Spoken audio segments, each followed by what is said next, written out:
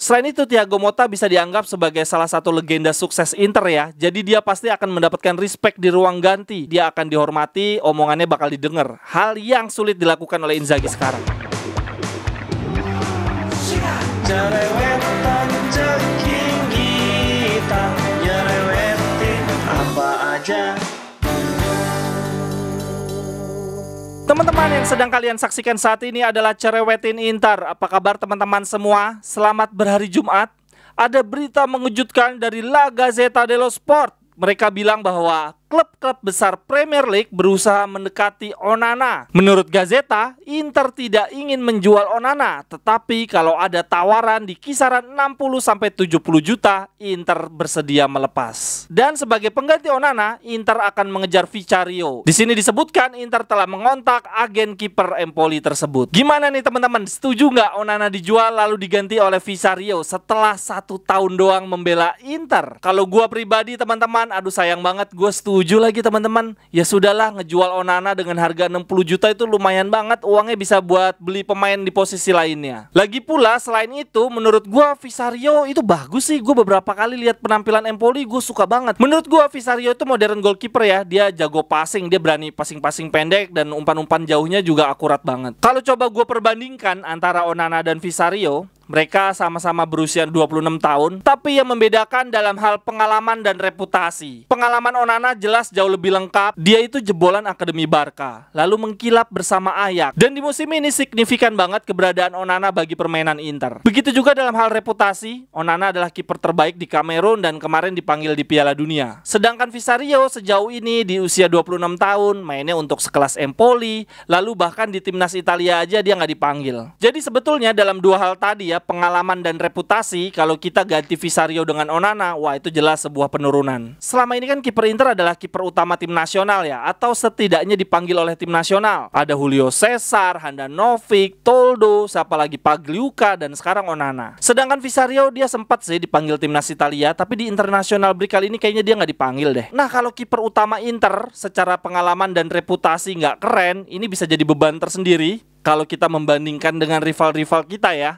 Contohnya Juventus, Chesney itu adalah kiper utama Polandia. Begitu juga dengan Milan ya, mainan adalah kiper utama Prancis. Ya masa iya kiper kita bahkan di timnas Italia aja nggak dipanggil. Tapi entah kenapa ya teman-teman, beberapa kali gue nonton pertandingan Empoli, wah itu gue kepincut banget sih sama Vicario. Kalau teman-teman sendiri gimana?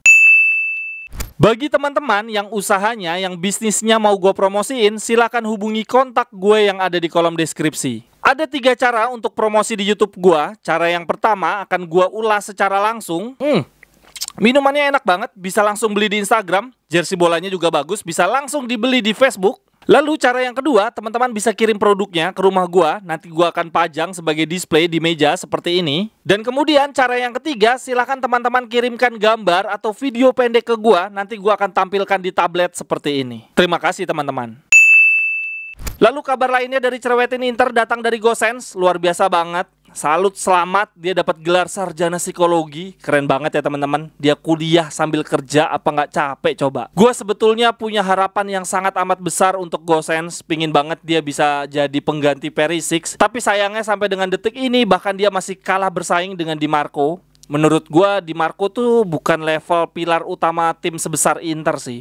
Dia nggak jelek, tapi bukan sebagai pilar utama lah. Harusnya dia cukup rotasi. Dan kalau gue coba banding-bandingkan ya secara fisik nih, Gosens zaman di Atlanta, wah itu keker banget teman-teman. Kok di Inter nih bisa jadi kurus gini ya? Apa memang pelatih fisik kita nggak membuat pemain-pemain jadi keker ya? Soalnya gue emang nggak pernah lihat pemain-pemain di Inter tuh ada yang berotot ya. Bastoni udah beberapa tahun di Inter masih gitu-gitu aja. Brozovic lebih parah, nggak pernah gemuk-gemuk. Oh ya, kemarin Gosens baru aja ada sesi interview dengan media Jerman, namanya Sudut C Zeitung. Gua nggak tahu nih cara bacanya gimana. Gosens menyampaikan beberapa statement menarik. Dia bilang begini, salah satunya, saat ini saya dalam posisi memburu tempat di tim nasional.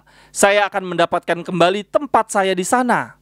Tidak tampil di Piala Dunia yang lalu merupakan penyesalan yang sangat besar. Itu adalah titik terendah dalam karir saya. Saat ini saya sangat ingin berpartisipasi di Euro. Gosens tuh dipanggil timnas Jerman gak sih di internasional break kali ini? Teman-teman kayaknya enggak ya. Gosens juga ditanya apakah dia menyesal berlabuh ke Inter. Gosens menjawab tidak.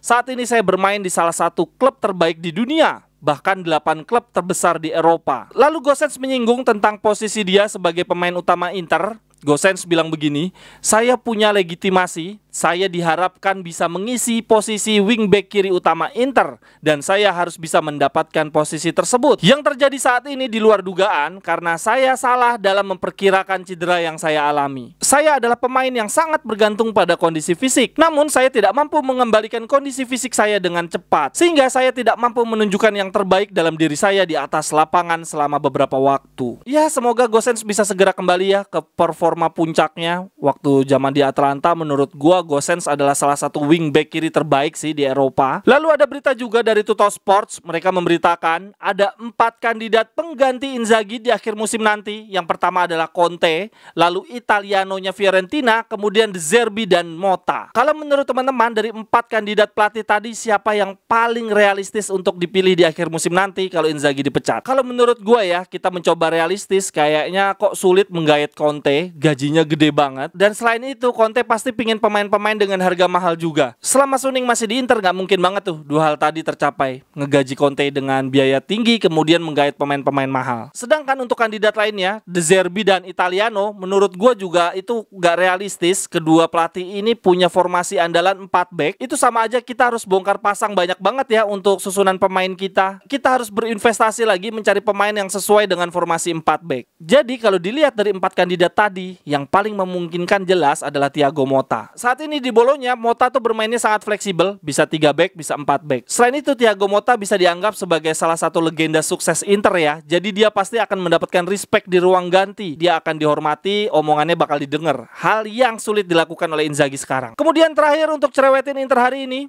ada top 11 squad Serie A berdasarkan data transfer market.